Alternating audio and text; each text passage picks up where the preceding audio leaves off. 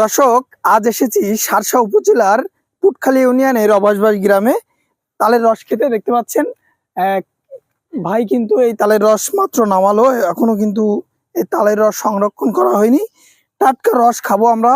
এবং আহ, ভাই কিন্তু অলরেডি ওপরে কাজ করছে, অর্থাৎ ভার্স পরিবর্তন করছে। যেটিতে রস ছিল সেটি নিচে নামিয়েছে এবং নতুন ভাঁড় কিন্তু আবার তাতে সংরক্ষণ করছে রস হওয়ার জন্য।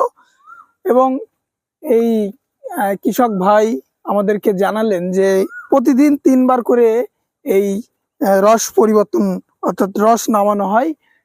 একটি গাছে 1 2 3 4 5 6, এই গাছটিতে কিন্তু 6 ভাঁড় রস নামানো হয়েছে। দেখতে পাচ্ছেন আমার সামনে কিন্তু এই 6টি ভাঁড়।